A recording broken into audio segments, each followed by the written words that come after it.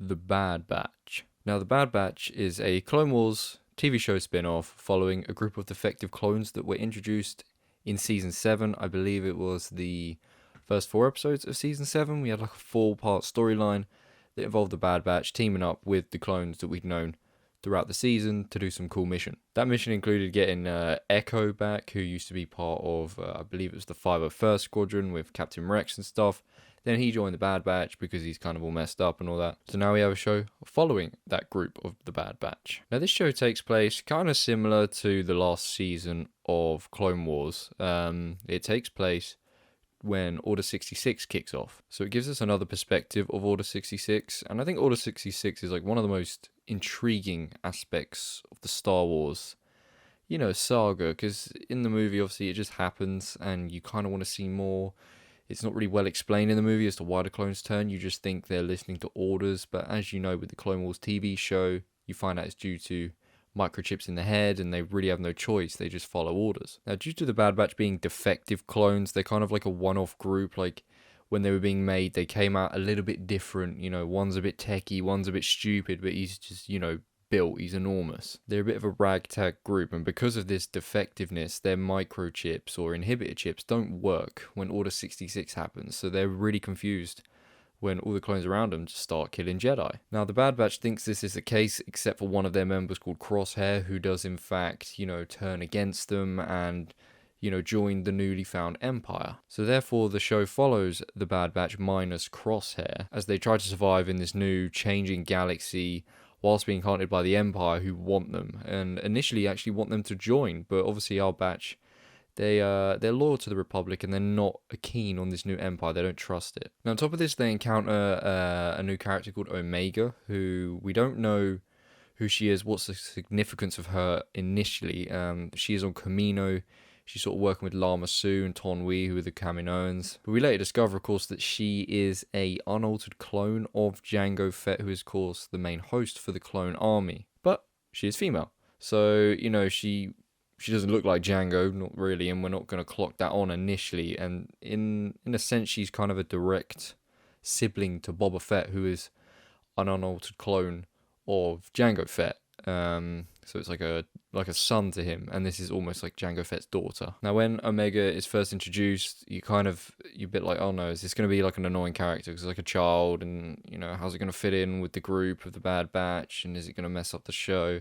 But she actually turns out to be a pretty good character. Like she wasn't really too annoying at any point for me, and she does add a bit of depth to them. And of course, it brings out a different side to the Bad Batch because they're always just like, yeah, let's go do this mission, we're badass. They never really had to look after a child before, so it kind of shows a different side to them. Now, with this show, I was hoping it would be a bit more mature, like Season 7 of the Clone Wars was, because obviously the Clone Wars as a whole, it's a bit, it is a bit kiddie, and, you get some episodes which weren't like that, and they felt like real Star Wars, they felt like a Star Wars movie, but just put into animation. It felt kind of genuine, like it wasn't trying to appeal to a younger audience, whereas this kind of felt like it was taking a little step back, and it was aiming it more at kids the majority of the time. It felt like there were some episodes where it was more mature, but I don't think the show, just because it's an animation, is just aimed for kids. I feel like it's aimed for the hardcore Star Wars fans, the ones that watch everything Star Wars. I watch everything Star Wars pretty much. There's a few like of the animated shows that I haven't really invested my time in, but I've always watched the Clone Wars, and I've watched every live action show, of course, The Mandalorian.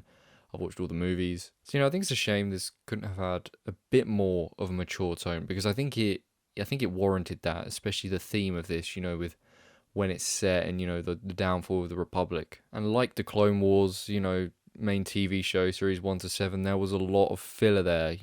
That's why there was a thing called a cheat sheet created just for the Clone Wars. So if you wanted to watch the show, but you wanted to miss basically all the crap, the stuff you didn't need to see, there was a cheat sheet made that said, these are the key episodes, watch these episodes, you won't miss out on anything by not watching these other ones, and you'll get the main interesting plots that happened between episodes 2 and 3. And even though this is only one season, The Bad Batch, it was a similar case. There's a lot of filler in here. There's 14 episodes, which I think was a bit too much. And there's only really a few key ones as well. For me, only 3 episodes really stand out to me, and that was the first episode and the last 2.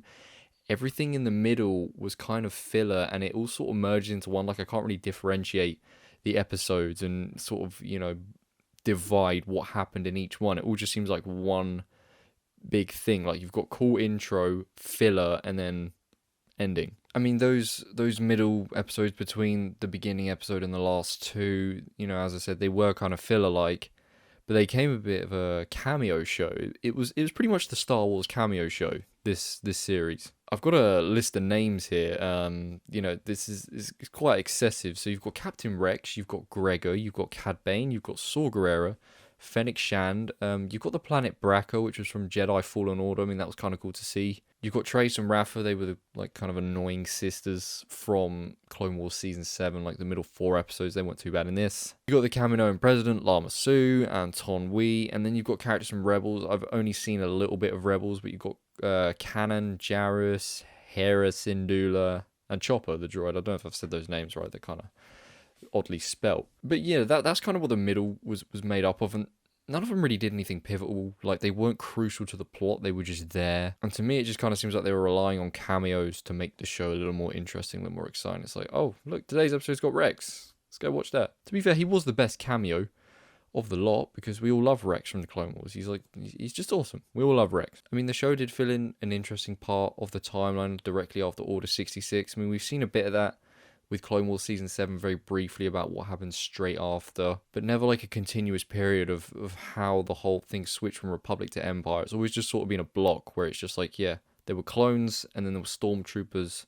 It's not really explained how that phased. But this did answer some questions, things regarding inhibitor chips, the phasing out of clones to stormtroopers, and this phasing out of clones to stormtroopers. Whenever I'd sort of read about it, because I'm a nerd and I wanted to know the Star Wars lore, it said it was to do with like money and stuff, and that is the case in the show. It's to do with like them being too expensive, and they want people that want to sign up for the Empire because of like loyalty and stuff. But at the end of the day, clones have inhibitor chips in, so they will literally be as loyal as you can be. And as we've seen in The Force Awakens, stormtroopers aren't all that loyal. They'll be like, you know what, this ain't for me, I'ma leave. You're gonna get betrayals in there. And the money thing, it's like, well, the Empire rules the galaxy. The money shouldn't be an issue. Or in fact, they wouldn't even have to pay the Kaminoans if they didn't want to. They could just threaten them, say, keep making clones, we ain't gonna pay, make the damn clones. Money doesn't really seem like a sufficient enough reason to me for why clone troopers were phased out and stormtroopers were brought in. Clones are the better soldiers. We can all see that from the movies and the TV shows. The clones were extremely overpowered. They won the war for the Republic, and then they switched allegiance because of the Order 66 and wiped out the Republic. They're a very good army, so it doesn't really make sense to me, even though they kind of explained it in this show as to why they were phased out. I think they just have to find a reason. I don't know why they didn't just maybe say something like, well, they ran out of specimen to keep making clones of Jango Fett because he's dead. And they ran out of, I don't know, like blood tissue or some shit to keep making clones. I think that would have made more sense. But either way, there you have it. No clones. Stormtroopers instead. That's that. Now, the final episodes are where it gets a little bit interesting and you kind of, get some things revealed and you are wondering how the show's going to end. You've got enough intrigue, despite all the filler episodes, to wonder how it's going to end and where our characters are going to end up. And we discover that Crosshair, the one who left the Bad Batch at the beginning, who you thought was following Order 66 because of an inhibitor chip, had actually had his inhibitor chip removed a long time ago. And he was acting of his own accord, and he believed in the Empire, and that makes sense because, he was kind of always like the odd one out in the group. He was a bit more, like he had like a darker aspect to him. He was a bit more ruthless, hence why he's like the sniper of the group. And despite the Bad Batch discovering this and Crosshair still, persisting to sort of turn against them, they do save him because he was one of them for a while, and they kind of have a little bit of faith in him. And along with that happening in the final episode, the city on Camino is destroyed, like the cloning facility is destroyed. They just sort of wipe it out, which, I think it's a shame because, that's a cool location, but I guess it makes sense. It was destroyed. We never see it again in anything. Like, you see it in episode 2, and you see it in the Clone Wars TV show, and you see it in this, but you never see it in any other movies. Nothing like that. So I guess they could just say, it was destroyed. That was that. I mean, it wouldn't have mattered if they just left it and just said it was abandoned or something. But no, it's been destroyed. So yeah, the Empire, they do that, but the Bad Batch do manage to escape, with things just falling perfectly for them, escape routes, even though they're in a base that's like trapped underwater and the Empire are watching it. But They make it out because they're our heroes. They've got to make it out. And they make it out with Crosshair, and they say, listen, you can still join us, blah, blah, blah, blah. But Crosshair's like, no, I believe in the Empire. But, Crosshair's not going to do anything. He lets them go because they did save him at the end of the day. And that's just kind of where the show ends. I kind of thought there'd be a bit more to it. Like, it just ends with the ship leaving, and then you just see Crosshair on the platform. And I thought they might have a scene in the ship with the Bad Batch and Omega, and then you'd be like, I don't know, just tell us kind of where it's going, maybe setting up something, but they didn't leave it really as a setup. That was kind of that. I mean, I guess, the Bad Batch is still alive with Omega. Crosshair's still alive. There could definitely be more stories to tell there, more adventures to go on, but it kind of seems like this was their story. This was kind of their purpose for storytelling, the Bad Batch, which was they are clones who did not follow Order 66 because they were defective, and this is how they, sort of survived. And then they add Omega into the mix to, add a little bit of, something else to the show. I mean, she wasn't really crucial. I think the show could have probably run fine without her, with an alternative story, but alternative story. But I guess it did help having her. Added a bit more depth to her and the group, and just added more to the story. Overall, this show's decent. It's cool to see this time period and learn some things about the formation of the Empire and the phasing out of the clones, which is something I've always been curious about. I find it a very interesting sort of time period right after episode 3. As you know, with these sort of spin-off movies and TV shows, they like to go between 3 and 4 because there's a lot of things to explore there.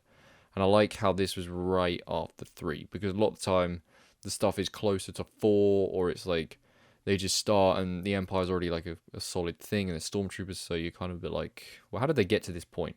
This show kind of filled in that gap, told us how they got to this point, and that's cool to see. Now we finally got like that little chunk of timeline, completed for us. So yeah, it was a decent watch, but after season 7, especially those last 4 episodes, when you saw how good this show could be, how good the Clone Wars animation could be, this was kind of a little bit of a disappointment. I mean, obviously it was never really going to hit the standards of that season 7, finale 4 episodes, but it's a shame it couldn't have kind of rolled with that a little bit more and kind of kept that tone and kind of kept that level of quality. And unfortunately, the Bad Batch just didn't quite hit near enough those standards. Whether they'll make another season of this and, tell more of a story, I don't know. I mean, I guess I'd be up for it. It'd be cool to see, but it's not really top of my list. I kind of want to see more of this live action stuff, more Mandalorian, Boba, Obi-Wan. I think that's where it's at right now. And maybe a movie again one day. Star Wars movies just seem to be,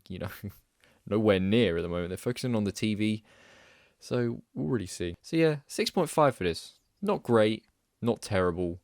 If you're into Star Wars, I think it's worth maybe giving it a watch if you've got an interest in that time period, just after Order 66, just after the Clone Wars. But it's not vital watching. It's not critical for you to see this. You could skip it, but it's aight. There we have it, The Bad Batch, another Star Wars show out.